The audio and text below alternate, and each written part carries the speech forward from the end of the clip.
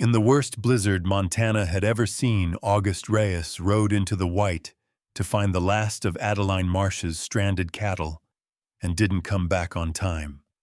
For the first time in 2 years, a woman who had never once asked anyone for anything stood in the middle of her yard screaming a man's name into the storm, begging him to be alive.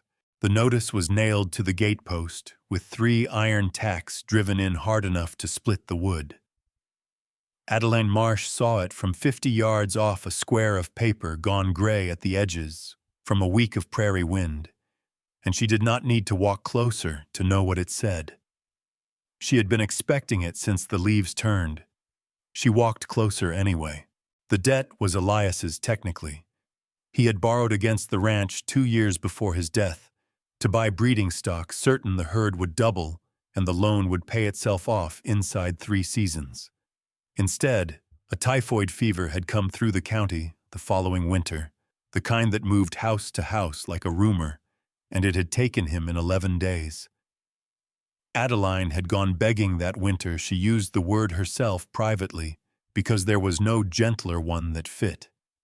She had gone from door to door asking for quinine money for a loan of a wagon to reach the doctor in town for anything. Most doors had opened just wide enough to say no.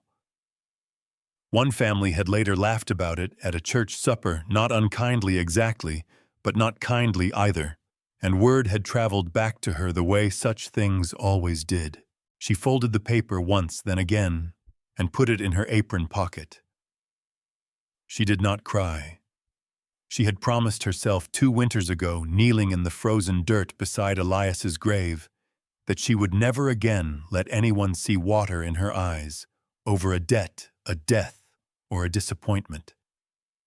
Tears asked something of the people who witnessed them. Adeline Marsh had learned the hard way exactly what that asking cost: Callaway Trust and Loan. The letterhead read in ink gone slightly blue with age. Notice of balance due, $1,100 plus interest accrued payable in full before the first snow closed the passes out of Miles City. Below that, a signature she recognized without needing to read it. Warren Callaway wrote his name the way he did everything, taking up more room than necessary. 30 miles east, in the back room of Hargrove's General Store, August Reyes sat with his hat on the counter and a cup of coffee going cold in his hand, listening to men talk about a woman he had never met. "She still hasn't taken help from a living soul," Hargrove said from behind the counter, sliding a ledger back onto its shelf. "Not Wendell Callaway's help, not the church ladies, not mine. Proudest woman in this county or the most foolish. I've stopped trying to tell which." She had not asked another soul for anything since. "Marsh Place is still standing, if you can call it that," one of them said. "Fences down on the north side. Roof patched with tin she must have scavenged herself." He shook his head with the particular satisfaction some men reserve for watching a prediction come true. "Told her 2 years back she oughtn't try it alone." August turned that over slowly, the way he turned over most things these days, without hurry, because hurry had never once brought his brother back to him. He had been 3 years on the move since the war ended, whatever it was inside him that used to know how to stay in one place. Kansas, then the territories, then here following work, the way a man follows weather, without much caring where it led. He had learned to listen for 2 things in every town he passed through: who needed a hand and who would rather lose everything than ask for one. "Bank giving her till first snow," Hargrove went on, not really talking to August, just talking. "After that, I expect Warren Callaway means to have that land for the railroad spur. His boy Wendell's been out there twice this month already, if the talk's true. Word had it the boy meant to make something of himself once the spur came through and the marsh bottomland sat square in its path with or without his father's blessing. Sniffing around for more than the interest payment, if you take my meaning." Someone laughed. August did not. He set down the coffee cup, half full and long since cold. He had never before heard of a woman who qualified as both. He thought of the fever camps he had driven supply wagons past, in the war of men who would not ask for water, even as their tongues swelled black in their mouths, because asking felt like the last thing they had left to lose. He had learned then what pride cost a person when it went unspoken for too long. He had learned it again more permanently the night his brother went quiet beside him, rather than call out for help that August had been too proud himself to send for. "North road 3 miles past the chapel, then west along the creek," he said. "But I'll tell you what I told the last man who rode out there with ideas about helping her. She won't thank you for it." "Which way's the Marsh place?" he asked. Hargrove looked at him a moment, taking his measure the way store owners in cattle towns learn to do, sorting drifters from workers from trouble. Whatever he saw settled something in his face. The sun was already low and orange over the Yellowstone bluffs by the time he turned north out of town, the November wind carrying the first hard edge of the season behind it. He did not know yet what he meant to say to her, or whether she would let him say anything at all. He knew only that something in the story Hargrove had told a woman standing alone against a debt and a deadline, and a whole town's quiet certainty that she'd fail had reached into the hollow place inside him and asked a question nobody had asked in 3 years. August set a coin on the counter for the coffee he hadn't finished. "Wasn't asking to be thanked," he said, and went to find his horse. Adeline heard the horse before she saw it. A steady, unhurried gait, not the reckless pace of a man in a hurry to prove something. She set down the axe she'd been using to split kindling and turned toward the sound, wiping her palms on her apron, out of habit rather than need. Whether he had anything left to give an answer to. He rode on into the dark, toward the creek, toward a gate with a notice nailed to the post, not knowing that the woman on the other side of it had already decided long before he arrived that she would turn him away exactly like all the others. "I know what a stranger looks like, Mr. Reyes," she said. "What I don't know is what he wants." The rider came around the bend by the creek and reined up at a respectful distance, not crowding her gait the way Wendell Calloway did every time he called. He was lean in the way men got after years of hard travel, his coat patched at one elbow, his horse thin but well cared for. He dismounted slowly, giving her time to see his hands were empty. "Evening, ma'am," he said. "Name's August Reyes." "I don't need a hired hand I can't pay," she said. "And I don't take charity, not from the church, not from the bank, not from a man I met 5 minutes ago. Heard in town your fences are down on the north side. Heard your roof's been patched more times than it's been fixed proper." He said it plainly, without pity in his voice, which was more than she could say for most of the men who'd remarked on the state of her land. "I'm asking to work it off. No wage. Just a place to camp and something hot in the evenings if you can spare it." Adeline's grip tightened on the axe handle not from fear, but from something closer to old anger worn smooth with use.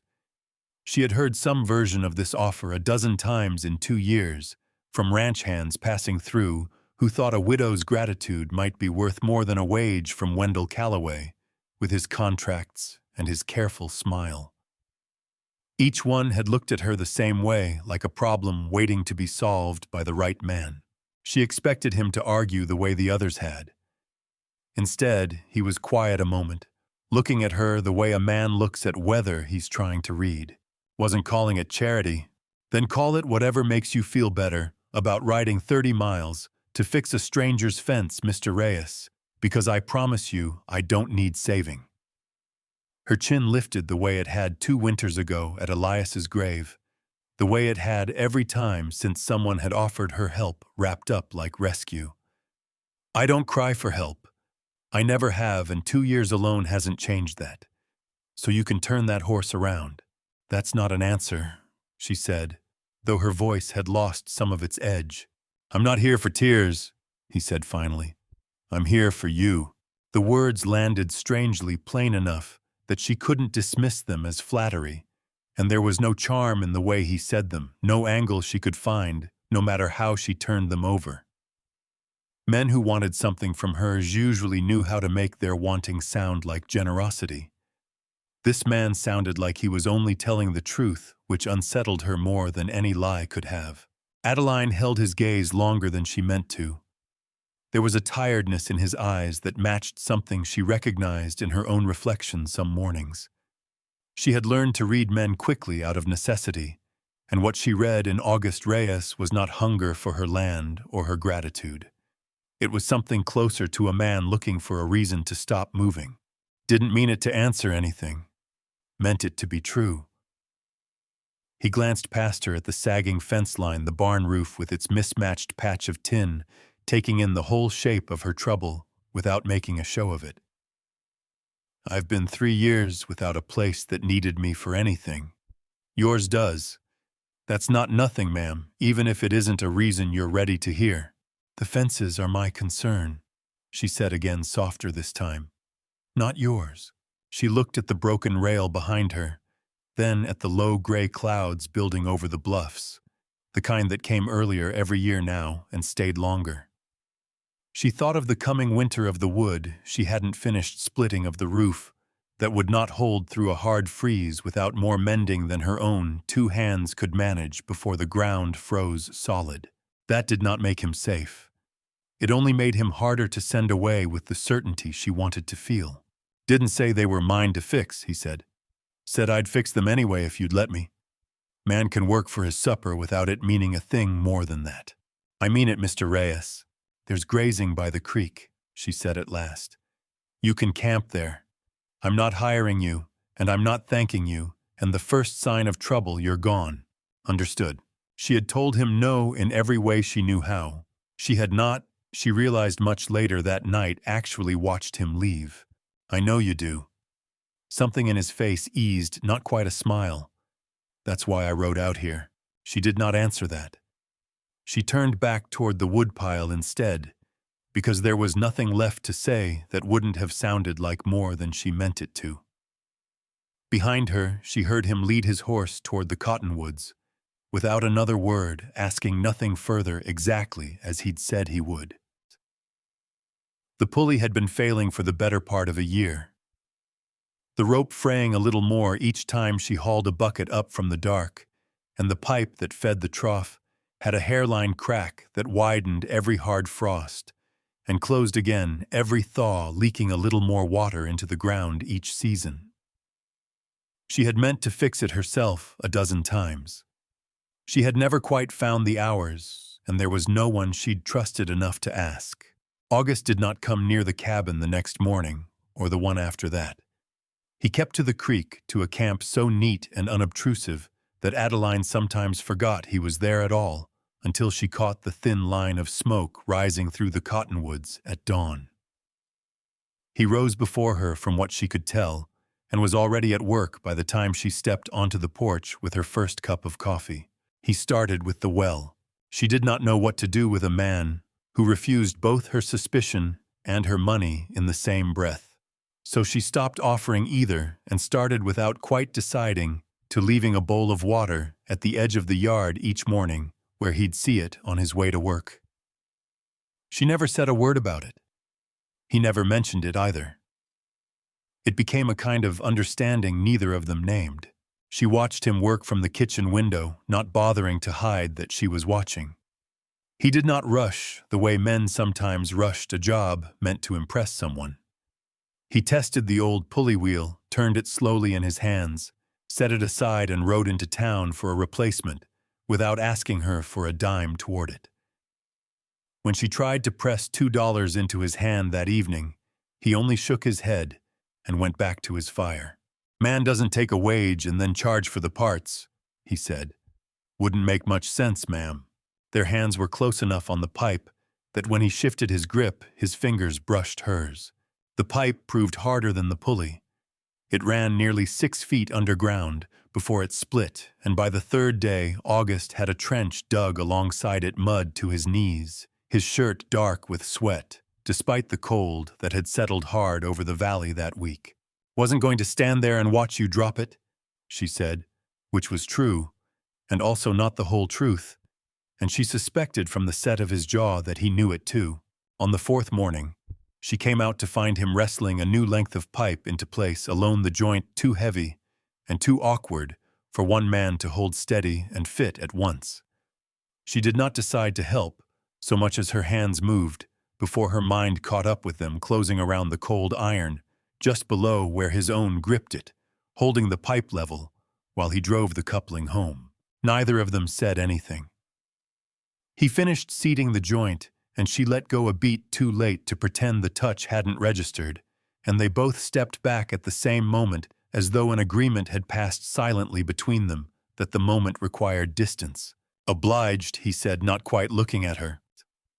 That night, lying awake with the wind working at the shingles above her, she found herself turning the small warmth of his hand over in her mind, the way she might turn over a coin, checking it from every side for what it was worth.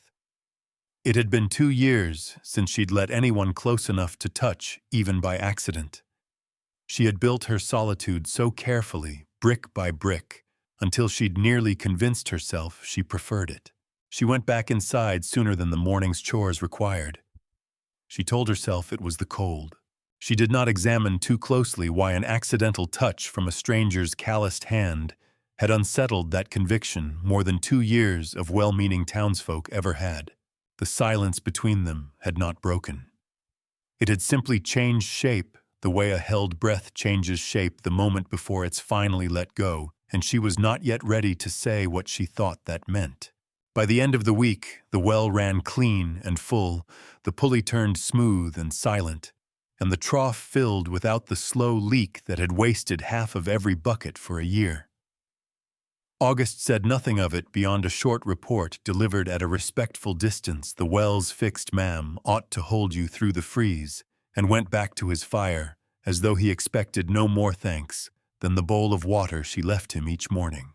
Adeline stood at the well long after he'd gone, working the new pulley, just to hear it turn without complaint, and found she was smiling before she caught herself at it. August drove the wagon as he had without being asked, sitting up front with the reins loose in his hands, while she rode behind with a basket of cornbread she'd baked that morning, more out of pride than obligation. Neither of them spoke much on the ride in. The silence had become comfortable enough by now that she no longer felt obliged to fill it. The Sweetgrass Chapel.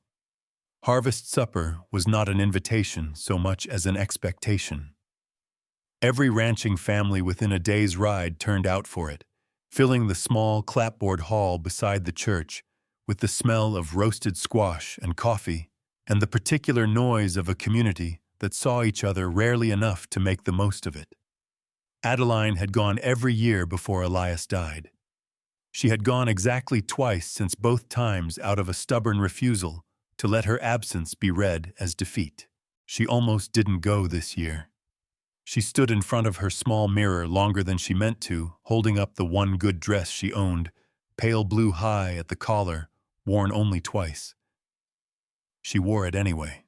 Adeline had not intended to dance. She stood near the coffee table, telling herself she was only being sociable when August appeared at her elbow. Inside the hall, the whispering started before she'd even found a seat. She felt it more than heard it, the particular attention of a room recalibrating an old story. Adeline Marsh, arriving with a man nobody quite knew how to place. She kept her chin level and her basket steady, and told herself she had weathered worse than gossip. Man likes to be wrong sometimes. He held out his hand, palm up, unhurried, giving her every chance to refuse. It was Hargrove's wife who started the fiddle music, and within a quarter hour, half the hall was dancing, the way ranching families danced, without much elegance but with real joy. "Wouldn't ask if I thought you'd say yes," he said, which was such an odd thing to say that she laughed before she could stop herself. A short surprised sound she hadn't made in longer than she cared to count. Then why ask at all? He was not a graceful dancer, and neither was she out of practice as she was, and for the first turn around the floor, they were both too careful, too aware of the eyes following them, to find the rhythm properly. But somewhere in the second turn, something loosened. He missed a step and apologized, and she laughed again, louder this time, and he smiled a real smile, the first she'd seen on him, unguarded in a way his usual quiet composure never was. She set down her coffee and took his hand. The song ended too soon. She stepped back breathless in a way that had nothing to do with the dancing, and became aware all at once of how many people had been watching, and of one man in particular who had not been smiling. "Friend of yours?" August asked quietly, following her gaze. For 3 minutes, turning slowly under the chapel hall's lantern light, Adeline Marsh forgot to be the widow who didn't cry for help. She was only a woman dancing badly, with a man who kept looking at her like she was the only person in the room worth looking at. Wendell Calloway stood near the doorway, with his hat in his hands, his expression carefully arranged into something polite that did not reach his eyes. He inclined his head to her when their eyes met, correct and cold, and said nothing, which somehow felt louder than if he had. Adeline and August rode into Miles City together, the second week of November, her wagon loaded with the last of the season's butter and eggs, to trade at Hargrove's August driving, while she kept the reins to the milk cow tied on behind. It was the first time she had let anyone drive her into town since Elias died, and she told herself it was only practical. The roads were rutted hard with early frost, and a second set of hands never hurt on a loaded wagon. "Something like that," Adeline said, and did not elaborate, though the warmth of the dance had already begun to cool into something more careful in her chest. She did not know, riding home under a sky gone hard and clear, with the first true cold of the season, that Wendell Calloway had already decided the dance changed nothing about his father's plans for her land, only made him more determined to see them through before a stranger with empty pockets and a fixed well could complicate things further. August stepped between them before Deal's hand closed on her sleeve, not with any violence in it, just a calm, immovable presence that put solid shoulders squarely in the other man's path. They were unloading crates outside the store when a man named Curtis Deal came stumbling out of the Bitterroot Saloon across the street, 3 drinks past, sensible for the middle of a Tuesday afternoon. Deal picked up occasional day work for the Calloway outfit when the season called for extra hands, and he had never much cared for Adeline, not since she'd turned down his offer to look after her business the winter Elias died. "There she is," Deal called loud enough that half the street turned to look. "Widow Marsh, heard you got yourself a new man to run things since you couldn't manage on your own like you always claimed you could." He laughed, unsteady on his feet, and closed the distance between them faster than the crowd expected, reaching for her arm, as though to make some point with his hands. His words hadn't managed. "Ought to just sell to Mr. Calloway and save everybody the trouble, don't you think? You didn't need to do that," Adeline said once Deal was gone, though her voice shook slightly in a way she didn't care for. "I've handled worse than Curtis Deal plenty of times alone." "She didn't ask for your opinion," August said, quiet enough that it didn't carry past the two of them. "And you're done reaching for her arm." Deal looked him over, sizing up the width of him, and seemed to think better of pressing the matter. "Didn't mean nothing by it," he muttered, and let the crowd's attention pull him back toward the saloon, though not without a last look at Adeline that she recognized all too well, the look of a man deciding he'd remember being embarrassed in front of witnesses. "Mrs. Marsh, wondered if I might have a word." "Didn't say you couldn't." August went back to unloading the crates as though nothing had happened. "Didn't do it because I thought you needed saving from him.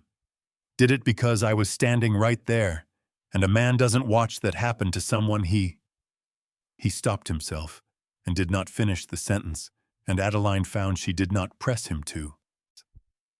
3 days later, Wendell Calloway rode out to the Marsh place dressed for a business call rather than a social one, a leather portfolio tucked under his arm. Adeline saw him coming from the garden and had time enough to straighten her apron before he reined up at the gate, hat already off, smile already arranged.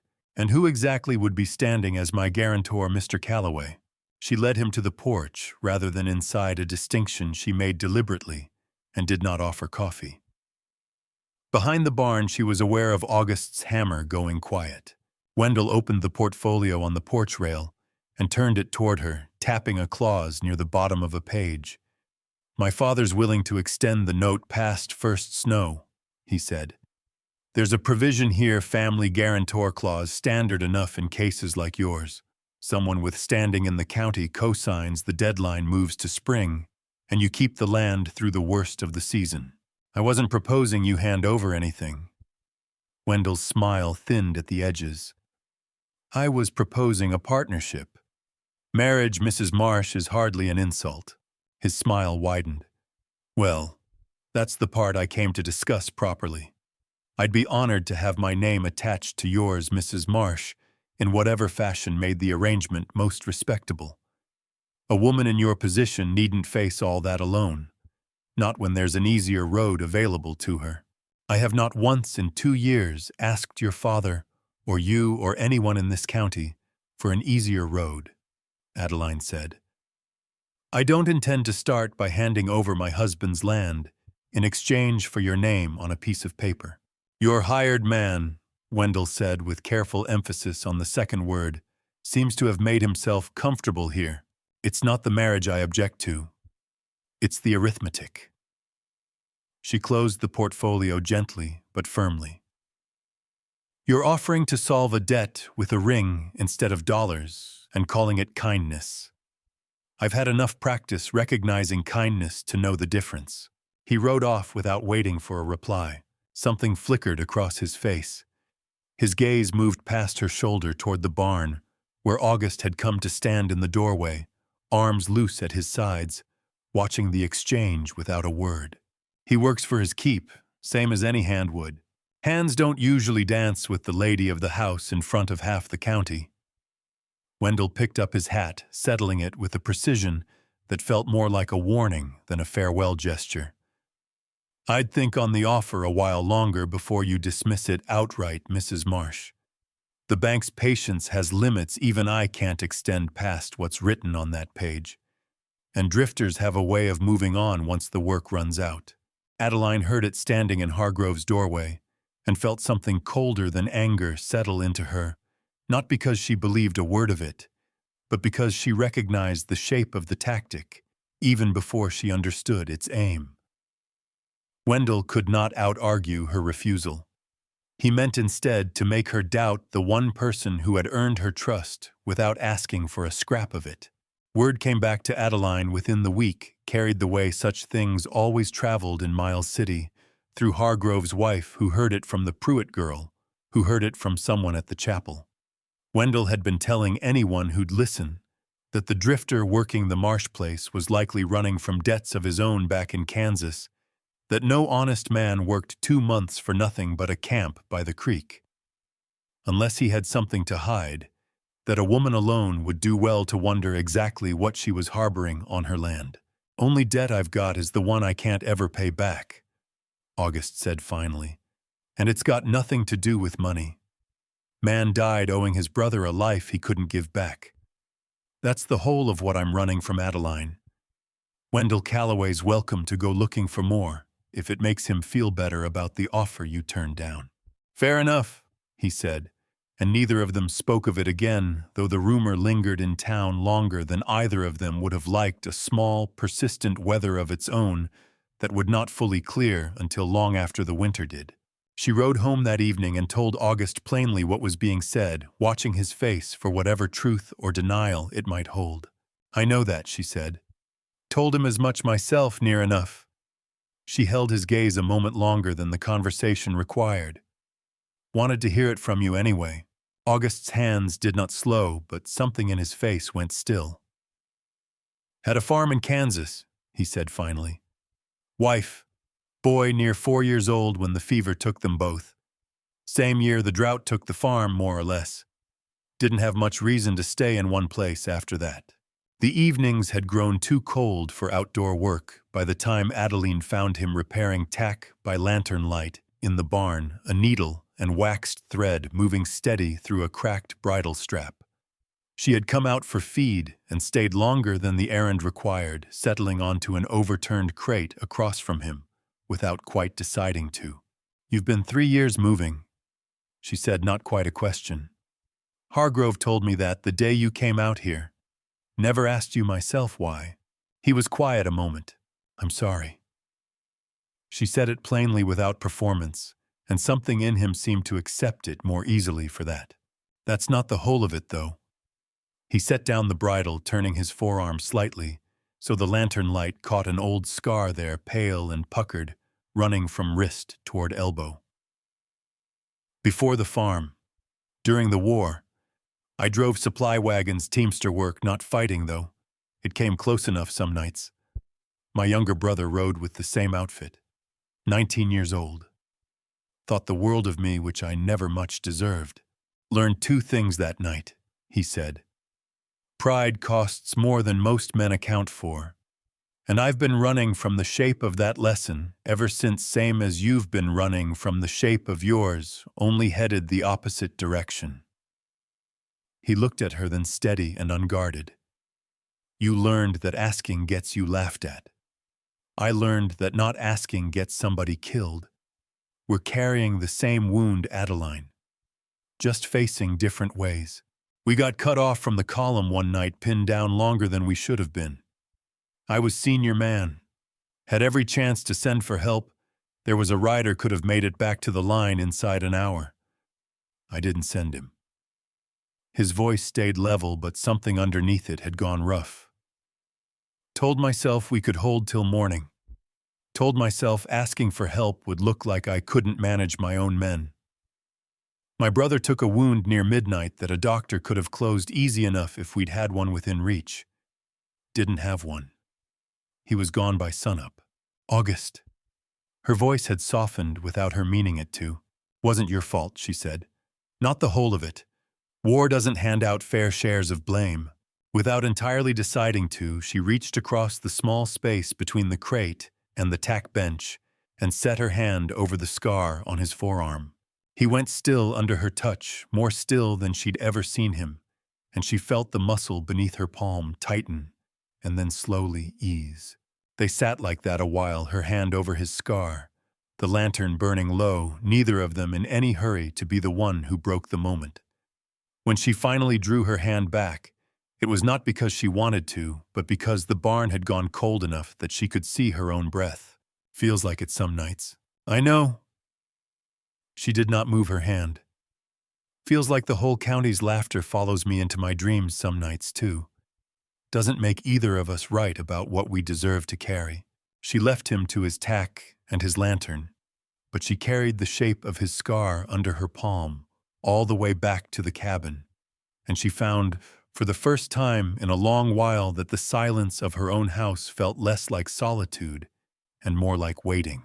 Thank you, August said quietly, for not telling me it wasn't a story worth hearing. Everybody's got a story worth hearing, Adeline said, rising from the crate. Most folks just never get asked. Marsh herd 40 head, sell 15 steers before first snow current market at Mile City Yards. Proceeds against Callaway note, remainder due spring. No guarantor required. She found the ledger by accident, reaching for a spare lantern wick on the barn's high shelf and knocking loose a battered notebook that fell open at her feet, its pages dense with August's careful handwriting. She should have set it aside unread. Her eyes caught on her own name written at the top of a column of figures. You've been planning to sell my herd, she said. Behind my back. There were more pages behind it, notes on cattle prices from 3 different buyers, a rough count of her herd broken down by weight and age calculations crossed out and reworked in the margins. She was still holding the ledger when August came in from the corral, and the look on her face must have told him everything before she said a word. You've had these numbers worked for 2 weeks by the look of these dates. Her voice had gone tight, the old anger rising fast and familiar.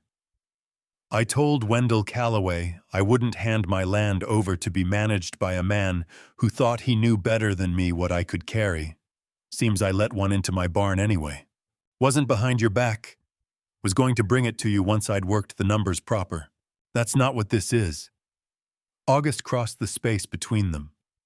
I wasn't planning to sell 1 head of your stock without you standing right there agreeing to it. I was trying to have an answer ready, a real one, not Callaway's kind, so that when you decided you needed one, it wouldn't cost you a single word of asking anybody for anything. Adeline's grip on the ledger loosened just slightly. Could have. Didn't, because I know you even after these few short weeks. And I know, if I'd come to you with half a plan, you'd have told me to leave it be before I'd got 3 words out. Wanted the whole of it ready first. Wanted you to have a choice sitting right in front of you, instead of a debt and a stranger's half-formed notion. He met her eyes steady. Same mistake I made with my brother, near enough. Waiting to be sure before I spoke up. Guess old habits don't leave a man just because he's learned better. You could have told me you were working on it. Wasn't managing you. Was trying to make sure nobody else got the chance to. He held out his hand for the ledger, and she gave it back, though something had shifted in the handing over of it, less a surrender than an exchange. Numbers are yours now to do with as you please. Was never going to act on a one of them without you saying so first. She looked down at the ledger again, at the careful sums, the crossed-out figures, where he'd clearly worked, and reworked the math to spare her the largest possible share of her herd, at the note in the margin that read her choice, not the bank's, underlined twice. Something in her anger cracked, not all at once, but enough to let something gentler through. It was not quite forgiveness, what passed between them over that ledger. It was something more practical and in its way more binding, the particular trust of 2 people learning to plan a future, side by side, neither one pretending any longer that they meant to face it alone. I don't like being managed, she said, quieter now, even kindly. She did not burn them. She sat with him at the kitchen table that night.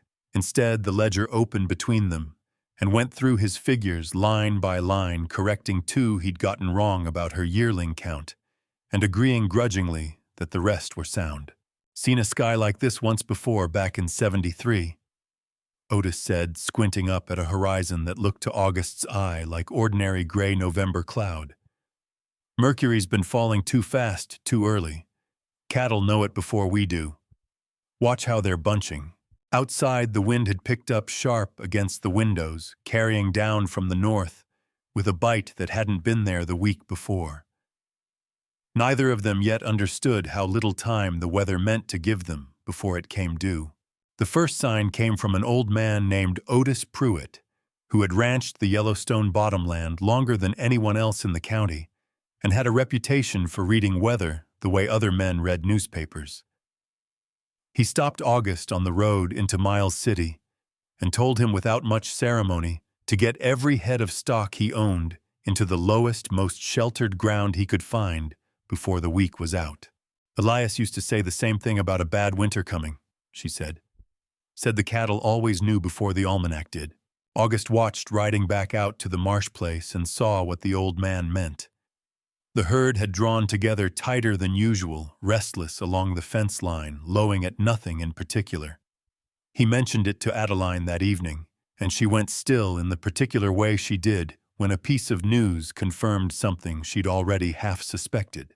The debt notice, still folded in the drawer where Adeline had put it the day it arrived, gave them until the first snow closed the passes.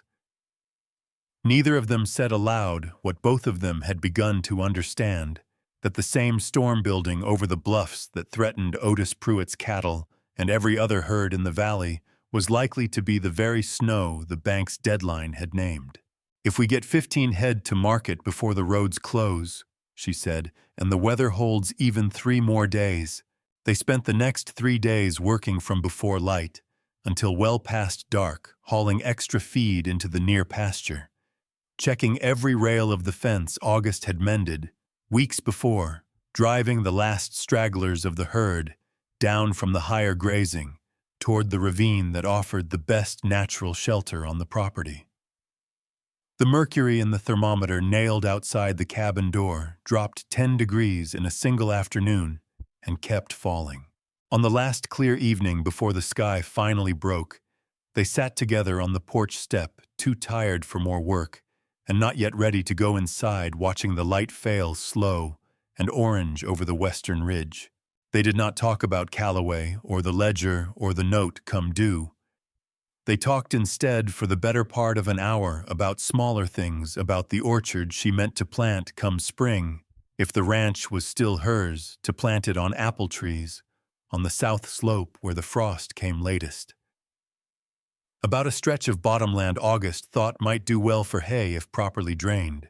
"It'll hold long enough," August said, though they both understood he had no way of promising that, and both let the small kindness of the lie pass between them unremarked.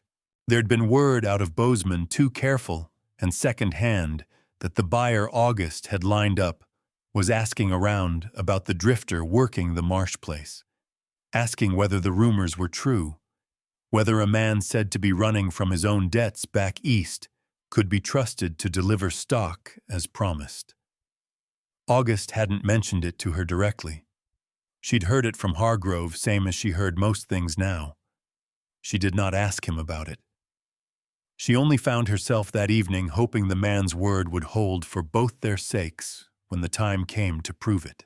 She smiled at that small and real, and did not correct him, though the smile faded some when she looked north and saw the first heavy bank of cloud finally beginning to swallow the evening star. "Never thought I'd want spring bad enough to talk about apple trees with a man I've known 8 weeks, Adeline said, half to herself, watching the last light go purple over the bluffs. "Never thought I'd want to stay anywhere long enough to see one grow," August said. "Guess we're both learning things about ourselves this winter." 15 head didn't make the ravine in time. They're bunched up in the draw past the north line low ground, but exposed on the west side where the wind's cutting straight through. They won't last the night out there. By midnight, the wind had turned sharp and steady out of the north, carrying the first fine grains of snow against the window panes.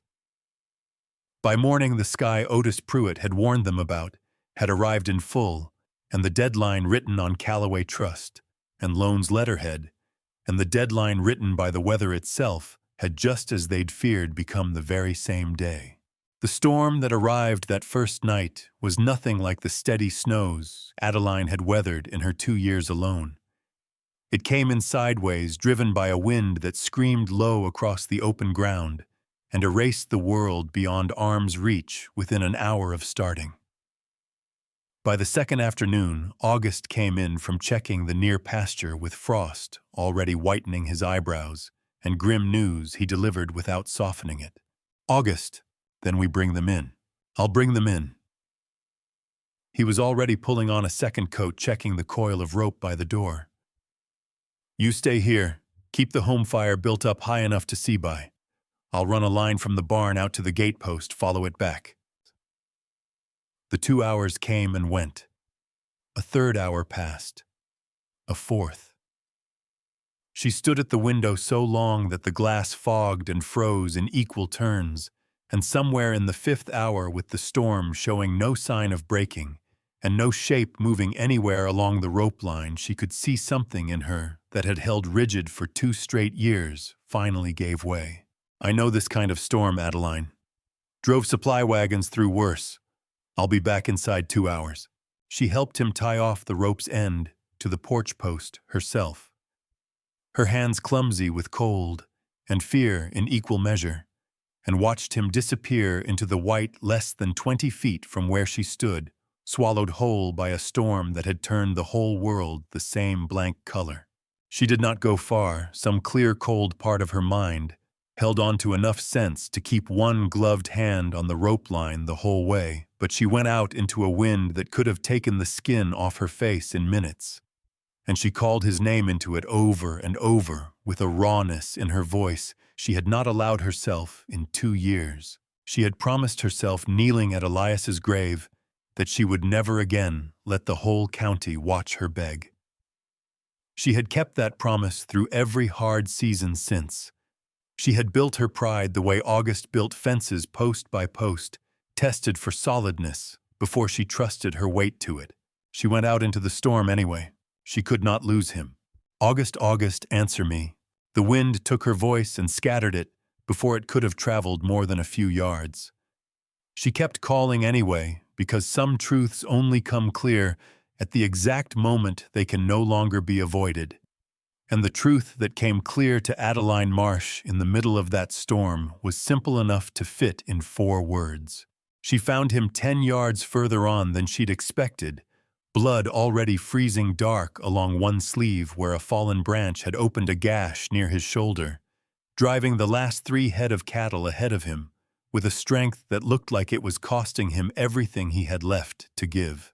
Not the way she'd lost Elias quietly from a distance, with no chance to call anyone back from wherever he'd already gone. Not without having told him what the last 8 weeks had built in her brick by careful brick, in the very place she'd sworn no one would ever be let back in. A shape moved at the edge of the white low and staggering, driving something ahead of it that lowed and struggled against the snow. She screamed his name once more, and this time a voice came back, thin and half swallowed by the wind, but unmistakably his, and she was moving toward it before she'd fully registered that it had answered at all. Neither of them said anything more. There was no breath left for words, only the shared, brutal work of driving 3 frightened animals and each other the last 100 yards back along the rope line toward the fire, toward the barn, toward whatever came after a night like this one, if there was to be an after at all. "Told you to stay by the fire," he shouted over the wind, though there was no real rebuke in it, only exhausted relief at the sight of her. "I don't cry for help," Adeline shouted back, taking hold of his good arm and adding her own strength to the last stretch toward the rope line. "Guess I finally learned there's a difference between crying for it and coming to give it. Told you I'd be back inside 2 hours. August said when he finally woke properly near mid-morning, his voice rough but his eyes clear. The storm broke somewhere before dawn, the wind dying as suddenly as it had risen, leaving behind a silence so complete that Adeline woke from the half-doze she'd fallen into at August's bedside and thought for one disoriented moment that the world itself had stopped. He was alive. That was the first and largest fact of the morning, the one she'd repeated to herself through the long hours of the night, while she'd cleaned and bound the gash along his shoulder by lantern light. Her hands steadier than she'd expected them to be, all 3. And the rest of the herd weathered it fine in the ravine near, as I can tell from the window. She set a cup of coffee within his reach, her hand lingering a moment longer than the task required against his good arm. "You went out into that to bring back $15 worth of steers, August Reyes. Near got yourself killed over cattle that weren't even yours to lose. You were back inside 6, Adeline said, though there was no real anger left in it. Bled clean through your shirt doing it. Cattle made it, though. Word reached Adeline 2 days later, carried by a rider Hargrove sent out himself, that Warren Calloway had lost near half his own herd in the blizzard, and that Wendell, rather than easing the pressure on the Marsh note, as decency might have suggested, had convinced his father the deadline should stand exactly as written. A ranch weakened by the same storm that had crippled the Calloway herd was, in Wendell's calculation, a ranch more likely to finally come cheap. Wasn't the cattle. He said it simply. Told you that the first day. Wasn't ever really about the cattle, or the fences, or the roof. Was about not wanting to be the kind of man who stands by quiet while something worth saving goes under when I've got 2 hands and a strong back, and no good reason left not to use them. The roads stayed closed 3 more days after the storm broke. Drifts piled shoulder-high along every fence line in the county. When the passage finally opened enough for a rider, August left before first light, his arm barely healed enough to grip the reins, carrying with him the 15 head of cattle the storm had spared, and a single date circled hard in the ledger, the same date printed on Calloway Trust, and loan's notice still folded in Adeline's kitchen drawer. He rode through the night to make it. The trouble was the buyer in Bozeman. Word of a drifter with debts back east had reached him too, carried on the same wind of rumor Wendell had first set loose in Miles City, and he balked at closing the sale on August's word alone, wanting a letter of guarantee from someone the bank itself would recognize. It cost them 2 more days. They could not spare 2 days of telegrams and a hard ride to fetch old Otis Pruitt, who had known August only through a handful of exchanges on the road, but was willing in the end to put his own name behind a man he judged an honest one. By the time the sale finally closed, and August had the bank draft folded inside his coat, only a single day remained before the note came due, and Miles City sat the better part of a hard ride away, over roads still soft and uncertain, beneath the melting drift. August did not knock. He set the bank draft on the desk between the papers still creased from where he'd carried it against his chest the whole ride in. He reached the doors of Callaway Trust and Loan with the last of the afternoon light still holding in the windows. Warren Callaway already seated across from a clerk, with the foreclosure papers spread between them. Wendell standing at his father's shoulder, with the particular satisfaction of a man who believed the outcome already settled. "Notes paid in full," he said. "Count it if you need to. I'll wait." Wendell's satisfaction curdled visibly, though he said nothing, and Warren did not look at his son as he stamped the note, paid, and slid the receipt across the desk.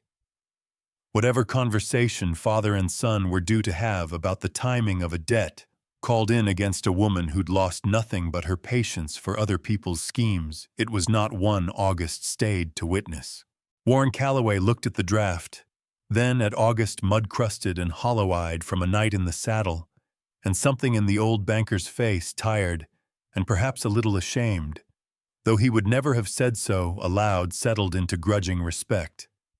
He counted it anyway out of habit more than doubt, and found it correct to the dollar. "Well," Warren said, sliding the foreclosure papers aside without ceremony. "Seems the matter's closed then." "Cut it closer than I meant to," he said. Wendell talked his father into holding the deadline right where it stood, storm or no storm. "Would have cost you the land by tomorrow morning if the sale in Bozeman had slipped one more day." He rode back to the Marsh place with the receipt in his pocket, and no strength left to hurry arriving well after dark, to find Adeline waiting on the porch, with a lantern, having heard enough from Hargrove's rider to know roughly what the day had held, though not yet how it had ended. He laid the receipt on the kitchen table in front of her, without ceremony, the way he did most things, though his hands were not quite steady from the ride. "No," August agreed. "Don't reckon you ever will." She looked at the receipt a long moment, and then at him standing in her kitchen, with his arms still bound and his boots still crusted with 2 days of frozen mud. A man who had ridden into a killing storm for cattle that weren't his, and then ridden through a night, besides, to keep a debt from swallowing land that wasn't his either. "I don't cry for help," she said again, the words that had defined her for 2 years now sitting differently in her mouth than they ever had before. "Never have. Still don't, I don't think." It was not a question dressed up in romance no more than his declaration at the gate 2 months before had been.